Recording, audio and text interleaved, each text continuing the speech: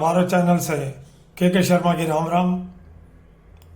आज हम बात करेंगे भारतीय मूल के ऋषि सुनक की, जो ब्रिटेन में रहते हुए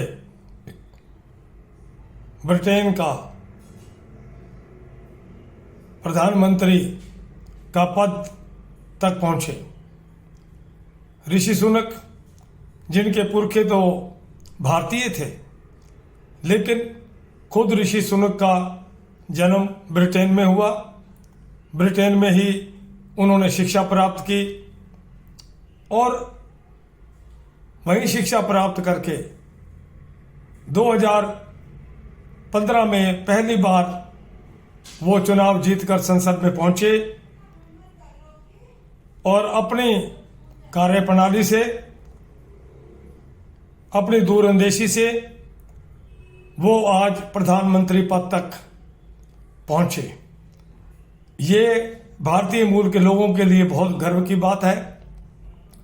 हालांकि उनकी शिक्षा सब ब्रिटेन में हुई, लेकिन आज हम चर्चा ये इसलिए कर रहे हैं कि भारतीय मूल का होने के नाते ब्रिटेन में रहते हुए जहां शिक्षा ग्रहण की, राजनीति में आए, उन्होंने अपनी संस्कृति को कभी नहीं छोड़ा। जब 2015 में पहली बार संसद में उन्होंने शपथ ग्रहण की तो भगवत गीता हाथ में लेकर उन्होंने शपथ ग्रहण की थी और उनका ये पहला स्टेटमेंट था कि मैं हिंदू हूं, मुझे अपने हिंदू होने पर गर्व है कि मैं सनातन पद्धति से जुड़ा हुआ हूं। मैं सभी त्योहार मनाता हूं, लक्ष्मी और गणेश जी की पूजा करता हूं। ये अपने आप में बहुत बड़ी बात है। ब्रिटेन में भारतीय मूल के लोग पहले भी राजनीति में आए, लेकिन एक ऐसा व्यक्तित्व जिसने शिक्षा भी वहां ग्रहण की, राजनीति में आए, जिन्होंने सनातन धर्म का झंडा बुलंद रखा और यह स्पष्ट तौर पर कहा कि मुझे हिंदू होने में गर्व है।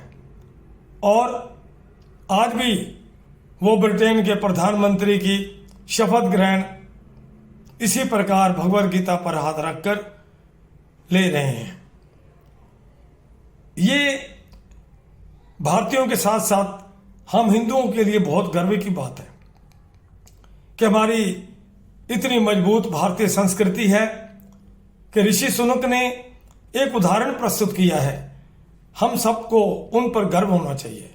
मैं ये नहीं कहता कि इसके बाद भारत के प्रति उनके मन में क्या विचार रहेगा और भारत के साथ वो कैसे संबंध रखना चाहेंगे, क्योंकि आखिर वो ब्रिटेन में पले बड़े हैं, वहीं शिक्षा ली है। लेकिन हम तो आज इस विषय पे चर्चा कर रहे हैं कि सनातन पद्धति को जिंदा रखते हुए, भारतीय संस्कृति को जिंदा रखते हुए उन्होंने किस प्रकार ब्रिटेन में प्रधानमंत्री पद तक पहुंचकर भी उन्हें इस बात का गर्व है कि वो हिंदू हैं। ये बात मैं इसलिए बता रहा हूं कि हमारे भारत में जितने ही सेकुलरवादी हैं या दूसरे हैं, उन्हें कहते हुए शर्म आती है कि हम हिंदू हैं। और हिंदुओं को गाली देने में सभी विपक्षी दलों की होड़ लगी हुई है कि जो हिंदुओं को गाली देगा वो सबसे बड़ा सेकुलरवादी कहा जाएगा। ये इस देश का दुर्भाग्य नहीं तो क्या है। भारतीय संस्कृति, सनातन पद्धति इस देश की मिट्टी के कण कण में विराजमान है। फिर भी यहां जन्म लेने वाले जब ऊंचे पदों तक पहुंच जाते हैं और वही लोग सत्ता हथियाने के लिए, अल्पसंख्यकों के वोट पाने के लिए हिंदुओं के खिलाफ बोलते हैं और ये कहते हुए डर लगता है कि मुझे हिंदू होने में गर्व है, ये बहुत ही शर्म की बात है। मैं ये कहना चाहता हूं कि ऋषि सुनक भारतीयों के लिए एक उदाहरण है। जिस ब्रिटेन ने 250 वर्ष राज किया हमारे भारत में, उसी ब्रिटेन का प्रधानमंत्री जब एक हिंदू बनता है और ये कहता है कि मुझे हिंदू होने में गर्व है, तो हमारे भारतीय राजनीतिज्ञों को, भारतीय सेकुलरवादियों को, हमारे भारत के हिंदुओं को कम से कम शिक्षा लेनी चाहिए और इस बात पर सोचना चाहिए कि ब्रिटेन में रह करके एक भारतीय मूल का जिसका परिवार था, उसने इतनी बड़ी बात कह दी, इसके अलावा उसने आगा पीछा कुछ नहीं सोचा। साथियों, आज मैं इस विषय पर ऋषि सुनक को बधाई देता हूं कि उन्होंने हमारी सनातन पद्धति और हमारी इस परंपरा को जिंदा रखा। आगे एक और विषय है कि जब ऋषि सुनक प्रधानमंत्री बने तो विपक्षी पार्टियों में बयान देने की होड़ लग गई, चाहे कोई भी पार्टी हो, कि भारत में ऐसा कब होगा कि अल्पसंख्यक कोई प्रधानमंत्री बनेगा या अच्छे पद पर पहुंचेगा। कहने वालों ने यह बिल्कुल नहीं सोचा कि देश की आज़ादी से ही हमारे देश में लोकतांत्रिक व्यवस्था है और हमारे देश के पहले 4 शिक्षा मंत्री ही अल्पसंख्यक के थे। 3 राष्ट्रपति, जिसमें फखरुद्दीन अली अहमद, जाकिर हुसैन, अब्दुल कलाम आजाद, ये सब कौन थे? अल्पसंख्यक से थे। आज पिछले जो हमारे राष्ट्रपति थे श्री रामनाथ कोविंद, वो दलित से जुड़े हुए थे, आदिवासी से जुड़ी हुई इस बार की राष्ट्रपति आदरणीय सम्माननीय श्रीमती मुर्मू जी, जिन्होंने आदिवासियों का प्रतिनिधित्व किया। हमारा देश कितना महान है, ये बयान देने वालों ने कि भारत में ऐसा कब होगा, अपने अंदर झांक के नहीं देखा कि इस देश ने शुरू से ही अल्पसंख्यकों को, दलितों को, सिखों को, सभी को प्रतिनिधित्व दिया है।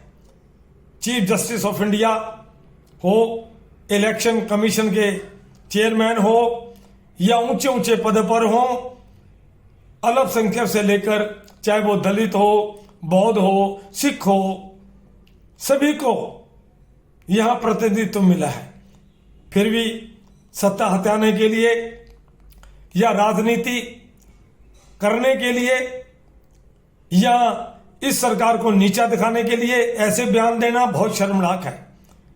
ये विपक्षी पार्टियां कब देशभक्ति का परिचायक बनेंगी? ये बयान देते हुए थोड़ा सा भी इनके मनों में हिचकिचाहट नहीं होती कि तुम क्या बोल रहे हो।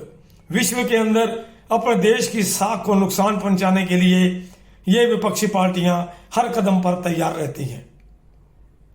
तो मैं तो ये कहना चाहूंगा कि कम से कम ऋषि सुनक जैसे व्यक्तित्व से हमारे देश की राजनीतिक पार्टियों, हमारे देश के हिंदुओं को शिक्षा लेनी चाहिए कि हमें अपनी भारतीय संस्कृति, हमारी मूल संस्कृति के प्रति जो आस्था है उसको कभी नहीं छोड़ना चाहिए। और हमें आप याद रखो कि जो लोग हिंदुओं के खिलाफ बोलते हैं, हमें उनके साथ क्या सलूक करना चाहिए। आप कम से कम हिंदुत्व के नाम के ऊपर हिंदुओं को गाली तो मत दो, लेकिन हमारे देश में ये हो रहा है। कुल मिलाकर मैं तो ये कहना चाहूंगा कि आज मेरी भारतीय संस्कृति का, सनातन पद्धति का सिर ऊंचा हो गया है। हालांकि आगे मंत्रिमंडल में वो किन्हीं भी मंत्रियों को ले, क्योंकि ऐसा सुनने में आया है कि जिन्होंने भारत के विरोध में भी बातें कही, उनको भी सरकार में लेने की तैयारी हो रही है। हमें इससे मतलब नहीं है। हम तो एक इस विषय पर चिंतन करना चाहते हैं कि एक भारतीय संस्कृति से ओतप्रोत ऐसा व्यक्ति प्रधानमंत्री ब्रिटेन का बना है जिसे हिंदू होने पर गर्व है। हमें इस बात का फक्र है। और मैं सभी सेकुलरवादियों से भी ये कहना चाहूँगा कि कृपा सत्ता की खातर अपने विचारों को इस दल भरी कीचड़ के अंदर भारतीय संस्कृति को ना घसीटें। और इसके अलावा मैं ये भी कहना चाहूँगा कि ये जो बार बार बातें विपक्षी पार्टियां कर रही हैं वो खाली मोदी विरोध की वजह से है। उनको मोदी विरोध करना है, लेकिन कुछ भी करें, हमारे भारत के सभी हिंदुओं से भी प्रार्थना करूंगा कि वो गर्व महसूस कर रहे हैं अपने आप पर, और सेकुलर पार्टियों से ही प्रार्थना करूंगा कि हिंदुओं को गाली देना बंद करें, और तभी वो एक सेकुलर नुमाइंदे और देश में रहने वाले सभी नागरिकों के नेता बन सकेंगे। धन्यवाद। जय भारत, जय भारत। हर हर भोले।